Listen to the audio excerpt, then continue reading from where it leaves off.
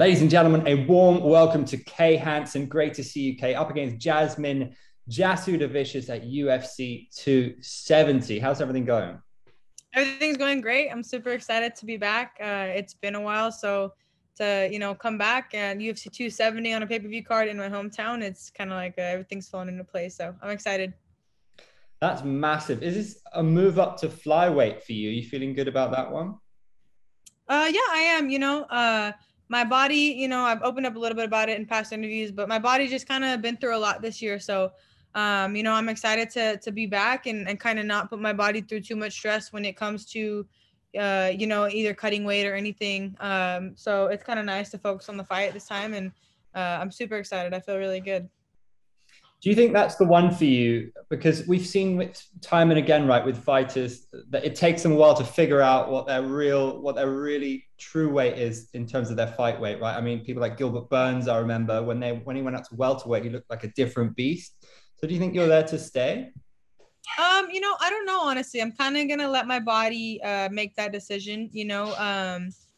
I went through kind of a weird eating disorder, so my body is finally kind of settling into where it should be. So I think personally I will eventually go back to 115. But I mean, I'm not opposed to staying at 125 either. You know what I mean? So I fought at both before. My majority of my career has been at 115, but I have fought at 125 before, and I'm not uncomfortable there at all. So for me, I'm just gonna kind of let it play out. I'm really young, so maybe I can dabble in both, you know what I mean? Whether it's back and forth or focusing on one and going to the other later on. I'm not too worried about that, but I don't really know. We're gonna kind of have to wait and see with that one. Are you excited about how much power you're going to have, or like kind of how you're going to feel in there? Yeah, it's kind of crazy. Ever since because I had to take some time off, and then ever since I came back, and like I feel how it is to be like an actually like nutrients filled fighter. It's kind of crazy, you know what I mean? I have a lot more speed, power, explosiveness. It's kind of crazy to see like what I'm capable of doing, now that I'm actually fueling my body the way that I'm supposed to. In terms of you as a competitor, which division excites you more, if you're being honest, in terms of the challenges out there? 115 for sure. And that's always been I remember I've had some like kind of like I feel like they're kind of odd questions, but I've been interviewed before and people will be like, going to 125, does that interest you? Because it's like not an easier road to 125, obviously, but the division is a little smaller, you know what I mean? So there's not as many people to tread through. But for me personally, like I've always had my sights set on 115 just because it is the most like stacked and just like dense division. You know what I mean? From the top to the bottom, there's so many 115ers that are so talented. So for me, winning the belt at strawweight would just be like, I feel like more of an accomplishment, I guess, which is, I don't know. Obviously, winning the belt at 125 is still like super hard and it's accomplishment. And don't get me wrong, but I've always had my sights set on 115. But I'm not afraid to either change that or try to attempt to do both. You know what I mean? I should congratulate you on ESPN 25 under 25. Awesome. I mean, that's on the planet. So how good does that feel? That feels really good, and it's kind of cool that I'm still high up there, even though I've been a little bit inactive. You know what I mean? I haven't fought in a little over a year now. So it's kind of cool to still be recognized, even though like, I've kind of spent this last year getting healthy and kind of working through some things. So I'm hoping after this fight, I'll be way higher on that list. Does that speak to, the recognition of just how good you are? Like you say, you're still super young. But have you got a plan in your mind about how you're getting towards that belt? About, well, here I plan to be here by this age, and then I'm going to get my title shot by the time I'm X. I'm only 22, but I've been in the sport for a while now, so I've been through periods of time where I set those kind of time goals and time crunches for myself, and I've also been on the complete opposite spectrum, where I'm just like fuck it, whatever happens happens, and I feel like I'm finally kind of in the middle, you know what I mean? I know what I'm doing is right because I've got here, you know what I mean? And I've got here from 18 to 22. I've got to the UFC. I'm a good prospect, so for me, I'm just going to kind of keep doing what I'm doing. As of this past year, I've kind of learned that like my health and well-being is number one. And, with that comes with fighting as well, so for me, I think just like doing what I've always done, you know what I mean? Like being a competitor, never turning down any fights, just kind of go with what you're given, and so I feel like I'm just going to keep doing that, but the only difference now is I'm actually going to be healthy, so I'm excited. Good to hear. I saw you are in the top 2% of creators on OnlyFans. So congrats for another statistic that's killing it. Paige Van Zandt said that she made more money on her channels than she did fighting. Is that going well for you? Are you finding that to be lucrative or comparable with fighting? I've had fun on it. For me, it was mainly about kind of stepping outside of my comfort zone. I've kind of opened up about like my past and everything. And, for me, it was just kind of like opening another platform where I was more comfortable in doing that. You know what I mean? I feel like Instagram and Twitter, I want to keep more along the lines of professional, obviously personal as well here and there. But it's kind of cool to have a platform where I can kind of grow into my own comfort zone, you know what I mean? And kind of like grow more comfortable, I guess, with that kind of content with myself. Have you had a chance to have a good look at Jasmine? I mean, she's fought in the Contender Series, but you'll essentially be welcoming her to the Octagon. So you're like the veteran here in that regard. How do you feel about that? Everyone they've offered me has been a debuter, honestly. So it's kind of nothing new. But I'm excited because, I'll be honest, I'm not a big like footage watcher. I don't like watching too much tape. I don't go in there completely clueless about my opponent, obviously. You know what I mean? I do as much research as I feel I need. And my coaches are really big on like tape study and helping me develop game plans. So I kind of put a lot of trust in them.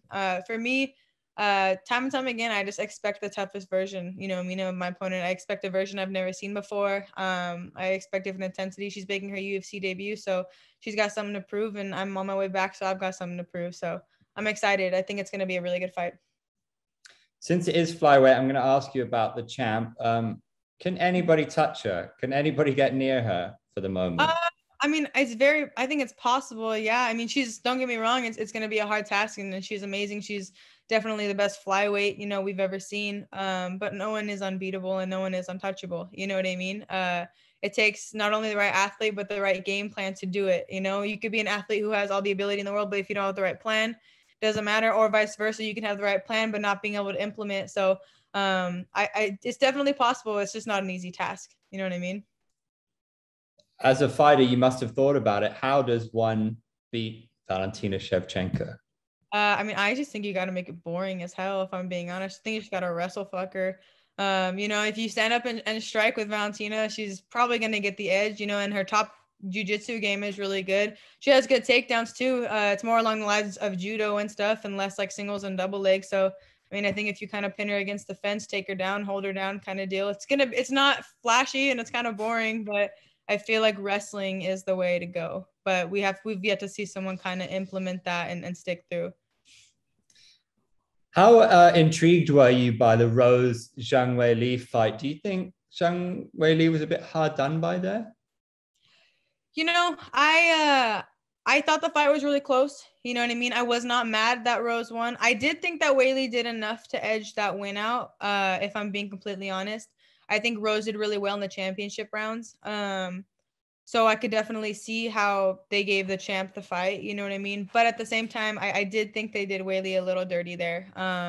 But at the end of the day, like, I wouldn't be mad eventually at a third fight, you know what I mean, with them. I don't think should be the next, they shouldn't have a trilogy right away, but I think it was definitely close enough to the point where they could have a third fight, because I thought Weili definitely could have edged that win. Is that a factor in kind of drawing you back to strawweight? Because the star power there is kind of undeniable. Like we spoke about the champ at flyweight, but with Zhang, with Rose, and Mackenzie Dern coming up, Claudio Gadelha, former champ, Amanda Ribas and Michelle Waterson. Everywhere you look, there's kind of big names and big fights. Yeah, I think that just goes kind of back to what I said about, like, the road to the belt is it's so much more gruesome at 115. I'm not saying it's easy at 125, of course, nothing is easy, especially when getting to a UFC championship belt. But at 115, it just seems like you have to go through so many more, people, like the quantity of people at 115, especially. And on top of that, the talent that is there. So it definitely makes it more intriguing. You know what I mean? Like I said, since I am only 22, I'm kind of excited to hopefully be able to go back down and come back up and kind of like settle in one. But eventually I would love to, you know, be super high level and competitive at the top of both divisions. That would be super cool. And I have a lot of time to do it. So. Who's the one fighter in the UFC who really impresses you the most, who really excites you? Female wise, I would probably say Rose. I remember when I started training when I was 16. She was my favorite fighter, and I've always said that like I would love to eventually fight her. You know what I mean? So I mean, if everything, you know, goes well and you know, our paths cross, that would be kind of like I don't know, that was like one person I've always wanted to test my skills against, just because I feel like we've seen her, you know, from a super young, like almost my age. How old was she? Like early 20s for sure, when like she was an Ultimate Fighter and won the belt, or like and competed for the belt and stuff. So for me, you know, I'm hoping one day our paths cross, because for me, I've always wanted to kind of challenge myself against her, because she just keeps getting better and better and better, you know, as time goes. So that's definitely a fight that I would like to have in the future. Would love to see it. And last one then, since you'll probably get a chance to check out the main event, right?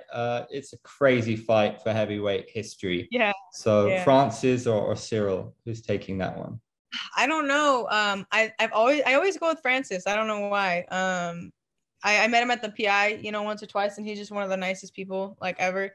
But I don't know, something about his knockout power is just like unreal. You know what I mean? I think it will be competitive.